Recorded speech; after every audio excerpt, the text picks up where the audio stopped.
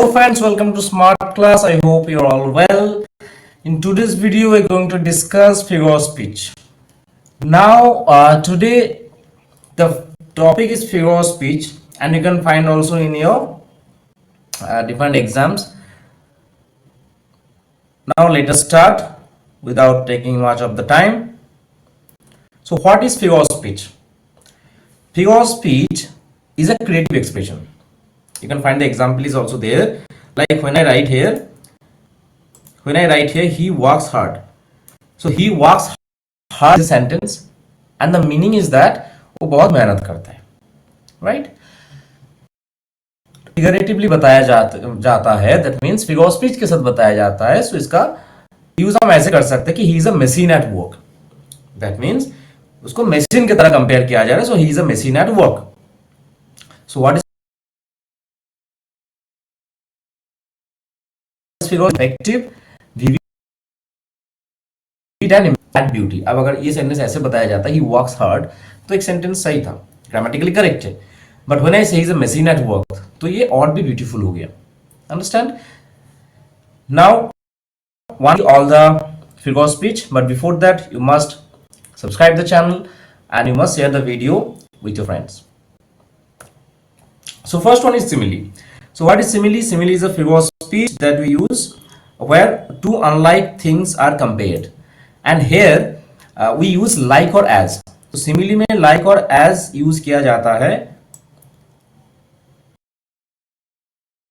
as मिलेगा उसका हम सीधा साधा लिख देंगे, उसमें simile है. जैसे कि एक सेंटेंस इधर है, her voice was as soft as a whispering breeze. तो वॉइस को कंपेयर किया जा रहा है ब्रीज के साथ. तो as soft as, like भी यूज करता तो सिमिली. तो ये हो गया सिमिली. तो सिमिली होता है ऐसा फिगर ऑफ स्पीच जिसमें हम कंपैरिजन करते हैं दो अनलाइक थिंग्स, दो डिसिमिलर थिंग्स को लाइक और एज यूज करके. अब सिमिली जब समझ गए, इसके बाद आ जाता है metaphor. Now what is metaphor? Speech where you use comparison. But ये कंपैरिजन जो होगा वो इंप्लाइड हो जाएगा, मतलब कि हिडन हो जाएगा. जैसे कि एग्जांपल है, the world is a stage. The world is a stage and we are merely players. तो वर्ल्ड को कंपेयर किया जा रहा है स्टेज के साथ, बट यहां पर एज और लाइक नहीं है, इतना है कि कंपेयर किया जा रहा है. So world is a stage. Then another example is like time is a thief. तो टाइम को कंपेयर किया जा रहा है थीप के साथ, बट बोला जा रहा है कि टाइम थीप है. दैट मींस टाइम थीप के तरह है, बट एज और लाइक हिडन है. This is metaphor. So the definition is a figure of speech where one thing is described as if it were another without using like or as. Another example, the world is a stage, already हो गया. Her voice is music to my ears. तो voice को compare किया जा रहा है music के साथ, पर ऐसे नहीं कंपेयर किया जा रहा है कि as और like के साथ. तो बिना as और like के कंपेयर किया जा रहा है, and it's being said.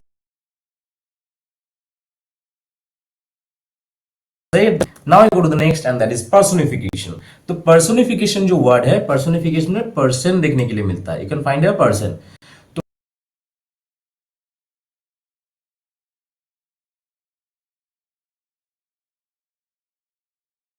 person say the flowers danced in the gentle breeze.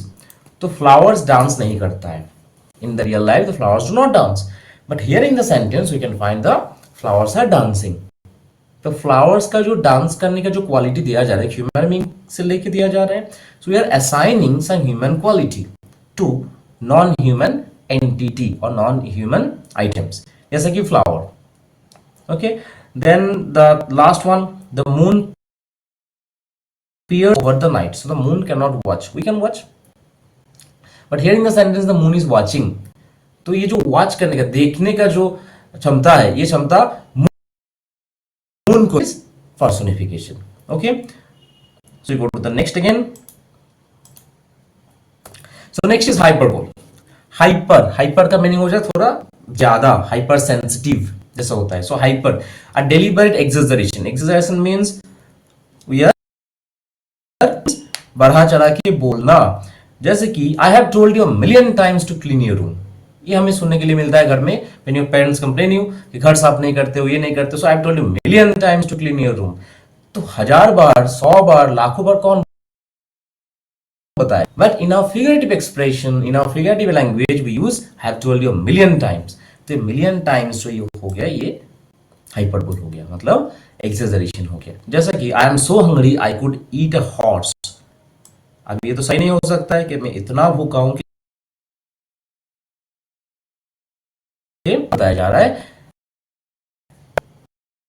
Passage मेरे भूख को ज्यादा है, मतलब आई एम वेरी हंग्री, ये बताने के लिए बोला जा रहा है। That is the main purpose of hyperbole. Understand? Now I go to the next, alliteration. So what is alliteration? Alliteration. So you can find the L is repeated. तो alliteration में consonant sound जो in the beginning of words. जैसे कि sentence है Peter picked. So you can find here the P sound is repeated in the beginning of every word. P, Peter, Piper, picked, pick up. So P sound is repeated. Then again in the next sentence you can find that she sails by the seashore.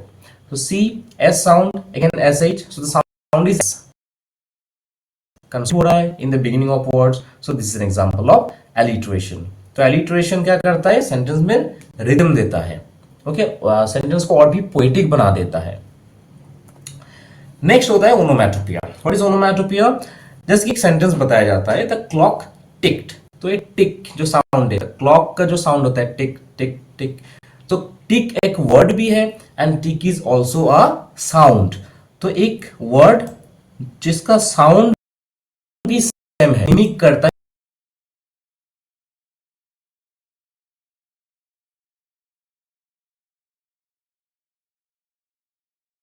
That means sound है, ये poetic है।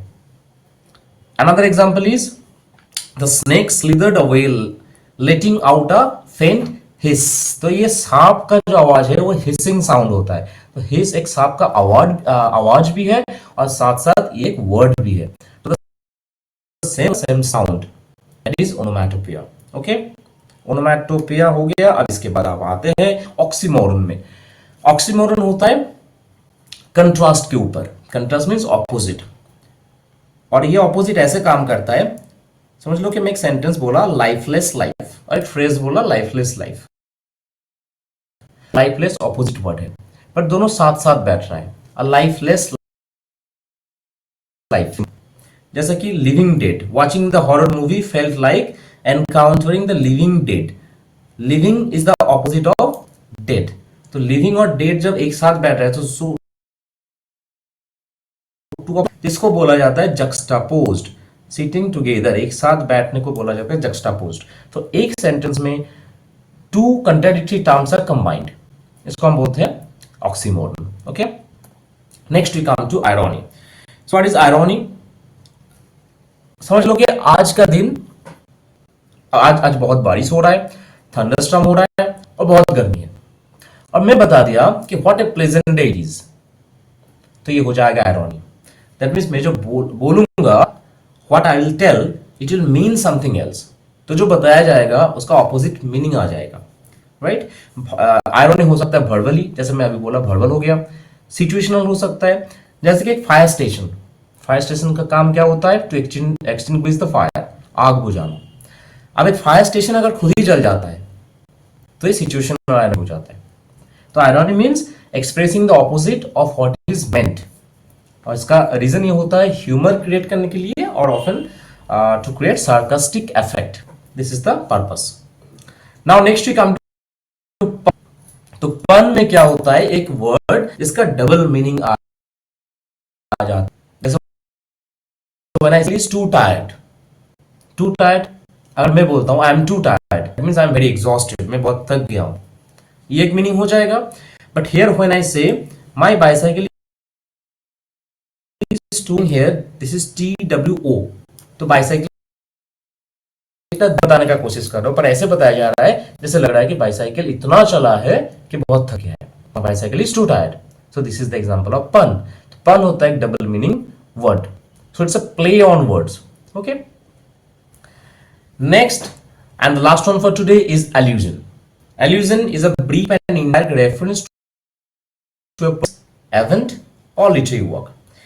जैसे कि example में ये लिखा गया है he is as strong as Hercules, तो वो हरक्यूलिस कितना ताकतवर है।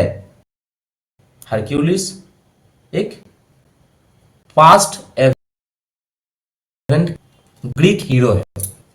तो अभी बताने के लिए, अभी एक सेंटेंस बताने के लिए हरक्यूलिस का रेफरेंस लिया जा रहा है। That means we are taking reference from the past event, so that is an example. I hope you have liked the video and you have learned something. If there is any doubt, you can write in the comment section. And if you like the video, don't forget to click on the like button and share with others, share with your friends, and don't forget to subscribe our channel. Thank you.